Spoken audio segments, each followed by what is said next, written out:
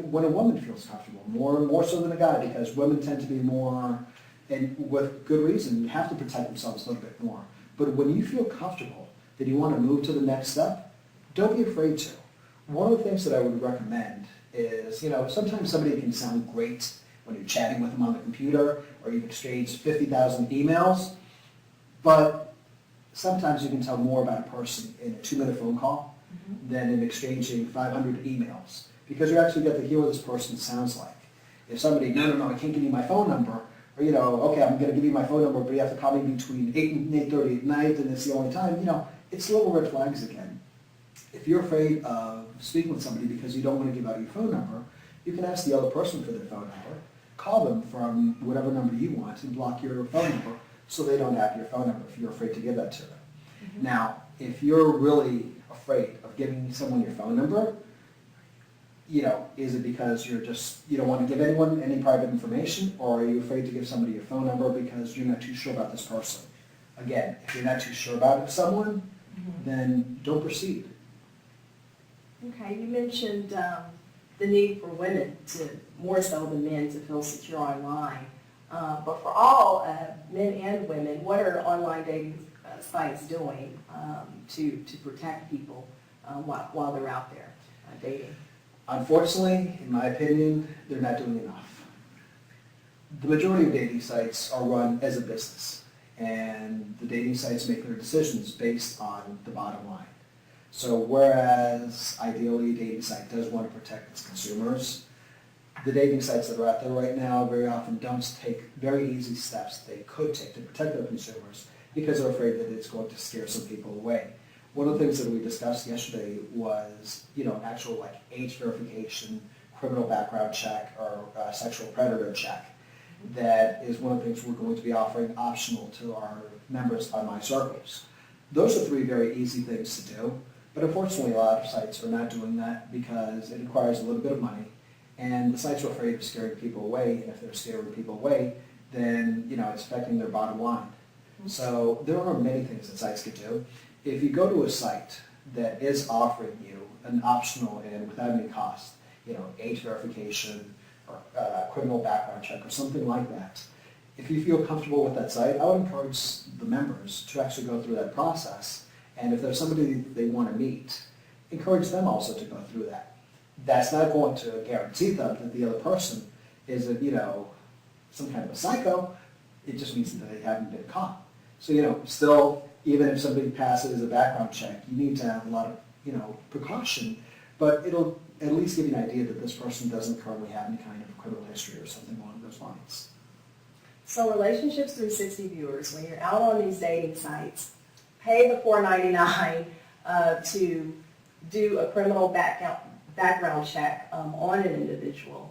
While you're out there on the dating sites, it's $5, but it can save you a lot of grief down the road. It's for your own protection. So, like I said, just pay the $5 and do that just out of protection for yourself. A lot of our Relationships360 viewers, Leon, are teenagers, young people that are in college. What do online dating sites specifically do to protect young people from, as you mentioned, predators, sexual predators, child predators? Unfortunately, not much. Not much at all. The younger members, especially teenagers and young adults that are going into the online dating sites, tend to be one of the most vulnerable audiences that we have, especially for somebody under 18. There's a lot of laws that govern the amount of information that is made available of minors, and because of that, you really can't do any kind of verification on a minor. I would also caution members that are going, and if they're young adults and they want to meet another young adult, for the most part, a lot of young adults don't necessarily want to get into a really, really serious relationship. They want to have a boyfriend or a girlfriend. With online dating sites, you do need to be careful, because if somebody's over 18 and they feel that they're meeting somebody who's also over 18, but the other person wasn't necessarily really honest about their age, and they end up being under 18, and then if they go and they have, some kind of a sexual encounter, there could be some risk there because you could be looking at some statutory rape. So, if there's a guy and he only likes young women, I would say be careful, because the last thing you want to do is think, I want to meet someone and you end up going in jail for dating a minor where you shouldn't have been. We talked about earlier in the show people putting up just false information, basically posing to be somebody if they aren't. So are there any signs that you can look for that a person might be underage? Signs that somebody's underage, that's hard to say, because when somebody wants to lie, they're going to put whatever information they need to. They're not going to be very honest. There are signs that I would say to look out for, just in general though. Mm-hmm. There are a lot of online scams, as we were discussing before, and a lot of those online scams are coming from people in other countries, and they pose to be in the U.S. You actually shared with me something that happened to you. And one of the things that we discussed is very often when somebody is not really who they say they are, especially if it's somebody posing from a different country, when you're reading the emails, the messages, or the texts that they're sending you, you could look at the way that they're spelling their English and at some of the way that they're using their words, and it doesn't sound grammatically correct. A lot of these scams are coming from people in overseas, Nigeria, Russia, just all over the place. There's no limit on where scams can come from.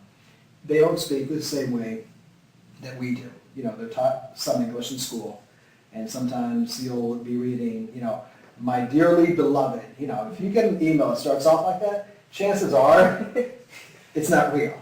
Mm-hmm. If somebody's not talking to you, or if you're reading an email and it doesn't sound like the way that somebody would be talking to you normally, mm-hmm. and it's broken English, or it's all mixed up, that might be a scam.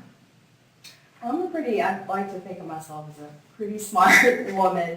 I did want to share a little bit of the story that you had mentioned in terms of the online scam that I almost felt, afraid to. Was corresponding with the guy when I was, dating online, and for about a month, and thought things were going well until he actually lived in another state, and after a month went by, obviously, I wanted to see him, see this individual, and he just came up with excuse after excuse after excuse. And then there was a situation where he had sent me an email basically requesting money from me, but this was, it just didn't jive because this individual had posed as someone as having a lot of money. He was a CEO, of a company in Texas, so it came up with this whole story that he was overseas and had gotten mugged. This person was from Nigeria. Just have to be really, really careful. And, Leon, you're giving us some wonderful information. I wanted to thank you again for just coming to share all of the helpful advice that you've given us and how to be more successful, or how to be successful when going out and dating online, for those who are dating and for those that are contemplating online dating as well. Have a safe trip, and hopefully maybe I'll see you on Facebook. Absolutely. Or something like that. And Tiffany, I'd like to thank you for being such a wonderful and gracious host, and for having me here. It's been my pleasure. Thank you so much. Well, that does it for today's show. Remember to sign up for our Relationships360 Romantic Rendezvous Contest, which ends Wednesday, February 10th at noon.